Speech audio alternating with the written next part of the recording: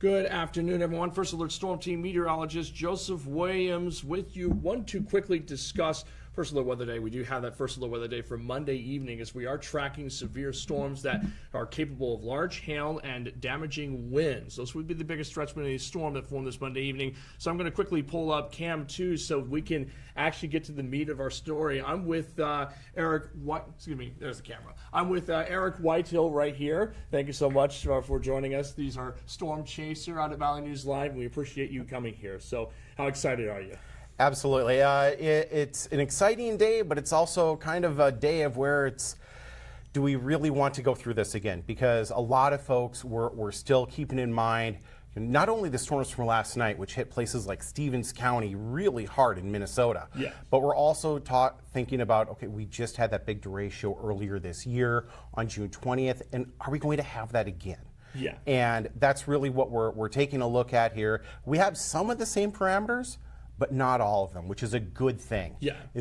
Because that helps to kind of bring down some of that severe weather threat, especially for those of us here in the Northern Valley and Central Valley. That's good to hear. So what I'm going to do, I'm going to quickly get into our graphics a little bit just to add some context to what's going on. So here's what's going on. We have our, we were just chatting about this a little bit. While some of the parameters were iffy, other places we're seeing some good parameters. Here's our radar. You can see we have some of that severe storm activity beginning to take place just to the southwest of northeast South Dakota. Let's take a look at that. We have that severe thunderstorm warning in effect. I'm going to try to pause this right here. It's for Edmonds and Walworth counties until 5:15 p.m. That's for this isolated severe storm here. Anything you want to add very quickly? Well, on that storm, near Bodle and Roscoe, that's west of Aberdeen. That is forming very close to what we would call the north end of a boundary. There's a boundary that's laying basically from Mobridge up through Oaks, through just north of Lidgerwood over towards the Wahpeton area. That's one of the areas that we're watching here, Joseph. That is just north of that severe thunderstorm watch. Yeah. But the storms that are forming just to the south, over towards Highmore and down near Gettysburg and Chamberlain, that's the area of the storms where we expect to see the more explosive style development. We already have a tornado warning on that one cell near Chamberlain. But when we're starting to talk, hey, where is this bow echo that's going to form? Because that's what a lot of folks have been hearing, and we're expecting that system to start to form in that central South Dakota area. Some of the models were showing, it's going to form further to the north, further to the south.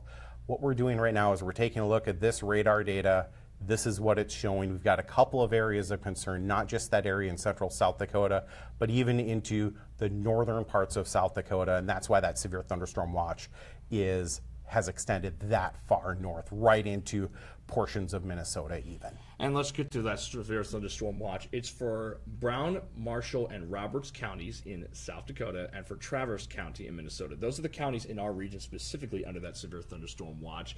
And it's for damaging winds, a large hail, like we've just talked about, like you just talked about too. And what I'm going to quickly do is get to the science. I know that that's really that's what you love to do. I'm going to step off here for a second so you can do your magic. Absolutely. So what we're looking at here, this is a product from the Storm Prediction Center in Norman, Oklahoma. And it's one of the products that we use as meteorologists and storm chasers and forecasters to try and figure out what's actually going to happen today. And we look at things like surface observations, and you're going to see this at home, a lot of numbers, you don't know what it means.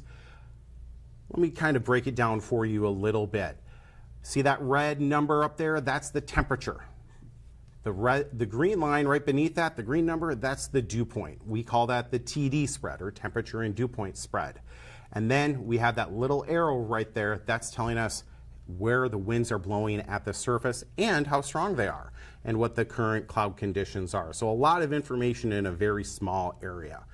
And when we start looking at other parameters, so this is just one of them with the surface observations. We've got the radar here showing our distinct supercells that are forming in South Dakota. We can overlay things like analysis of what's happening at other layers of the atmosphere. So here we're looking at the 700 millibar layer, which is about 8 to 10,000 feet up. It kind of depends on where you're at in part of the country, but generally 8 to 10,000 feet up in the atmosphere. So like your average mountain, basically. Yeah. Yep. And these red lines, for example, this dashed line here, that's showing us a temperature, which is 12 degrees Celsius. And then another line up here, that's the 10 degree Celsius line. And that's when we start to see the 10 and 12 degree lines, that's going to help give us an indication of, hey, this atmosphere, if there were to be a storm to form, 10 degrees, 12 degrees for this time of the year, that's about when we're going to see, okay, we're going to be able to get some storms to form. If it gets too warm, Joseph, like further down here in portions of Nebraska, we've got 18 degrees Celsius. That's what we call an unbreakable cap, because this is that lid that you always hear us talking about at home. We talk about the cap, the lid. Well, this is one of the ways that we measure that. It's kind of like putting a lid on a pot and stopping the steam from coming out in the process. Absolutely. And then another thing we look at, and this is what we call a sounding. And what this is, in Aberdeen, South Dakota, at the Weather Service, they launched a balloon that went way up into the atmosphere. And this gives us an idea of, okay, this is what the winds are looking at different layers of the atmosphere, all the way from the surface up into 30,000 plus feet up where airplanes are flying. Yeah. And that gives us an idea of the temperature, the dew point, and where the winds are at and how quickly they're moving and how much energy there is in the atmosphere. So in Aberdeen, South Dakota at 19Z, which would have been about 2 p.m. for us here Central Time, that would have been about 2,000 joules of CAPE, just under 2,000. So pretty good amount of a lot of energy. Yeah. Yeah. And anytime we start seeing that 2,000, 3,000 joules of CAPE, and joules is just a measurement of how much energy is in the atmosphere, when we start seeing that, it starts to pique our interest a little bit. And then you want like a small amount of, I remember here in a meteorology school, you need a small amount of capping, not too much, but a small amount, because that stops, say, morning development and allows for better afternoon development. Absolutely. And what this article, or what this sounding is showing us here, Joseph, our cap is minus 161, which for us as meteorologists and forecasters, that's a pretty stout cap. That's going to be pretty hard to break. We really want to see that SIN, or convective inhibition as we call it. We want to start to see that get into the minus 25, minus 50 range. That starts to become more breakable. And think of it as a big piece of a puzzle.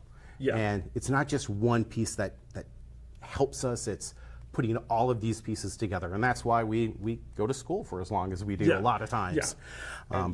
I'm suspecting, I imagine, that this probably isn't going to start going down at least until the evening hours when it starts cooling down a little bit. And it'll start going down a little bit further. You're right. As we get towards later in the evening, things will start to cool off a little bit at those mid layers of the atmosphere. And then we're also having another triggering mechanism as that low that's currently centered over near Chamberlain, South Dakota, where that one supercell is. We're going to start to see some additional forcing, which is going to cause some more lift, and that we're thinking, based on the latest model guidance, which has been very difficult today.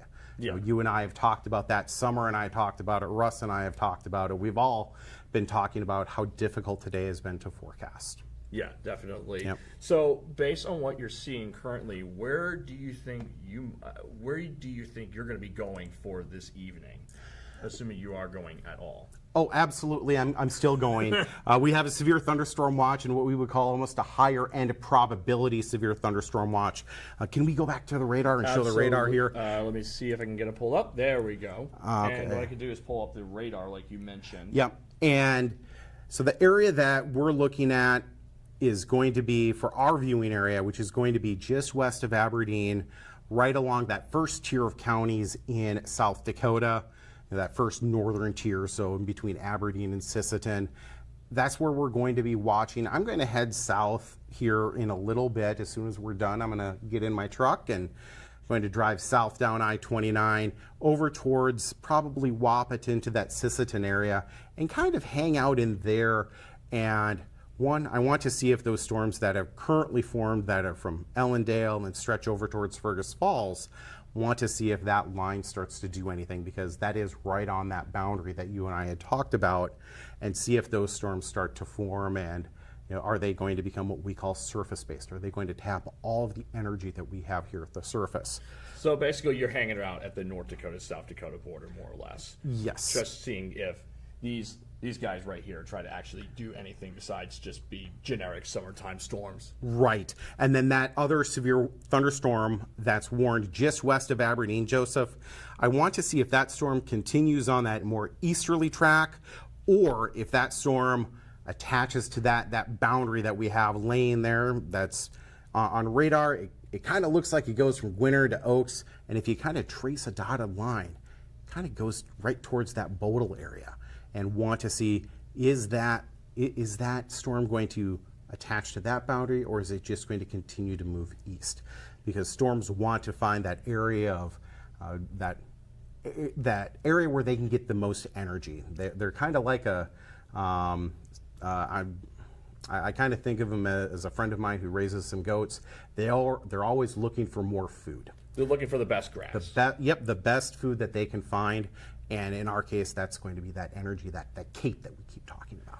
So just to recap, you're basically heading south, and because that may be the best area to see first whether these guys can actually develop anything, and C and B, you're also tracking this storm here and seeing if it goes easterly or northerly, because that will affect how it's able to grow and develop in the process. Am I understanding right? Absolutely, because we have to look at that where the boundaries. There's also a warm front that's in that general vicinity as well, that stretches from that center of low pressure near Chamberlain, South Dakota, and that's going to be another thing to keep in mind as well as these storms continue to evolve over the course of the next few hours. Anything extra you want to add? I can switch to either screen, I can switch to a different screen if you want me to.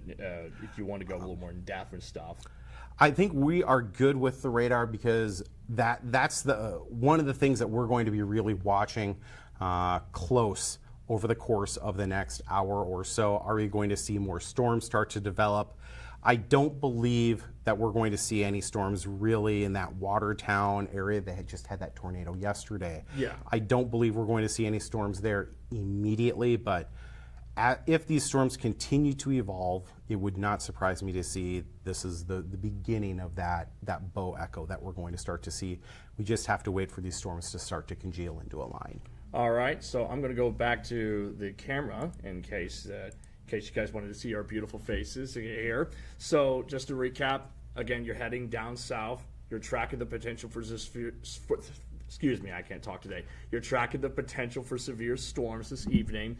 It's a little tricky this time because of where some of the warm air in the atmosphere is, basically, and stuff. But you said you're heading down south. Some storms are already initiating, and it's going to be very interesting these next few hours to see how these storms develop. And did I get it right? Yep, absolutely. And for those of you at home, have the Valley News Live weather app handy with you. That's going to keep you informed. You start to see some dark clouds forming off to the west. Pull up that Valley News Live weather app handy. Take a look at the radar. We're going to be pushing continuous updates throughout the evening in case anything is going to affect you at home. And also, Russ is doing the 4 o'clock right now. He'll be on the 5 and 6, and I'll be doing 5:30, 6:30, 9, and 10. And again, as Eric just said, download the VNL First Alert Weather app. That's always your best friend during these kinds of situations. So with that, do you have anything else you want to add? I don't. Just have the Valley News Live weather app handy, and we'll keep you informed throughout the rest of the evening. All right. With that being said, I'm going to get off of here, and be safe out there.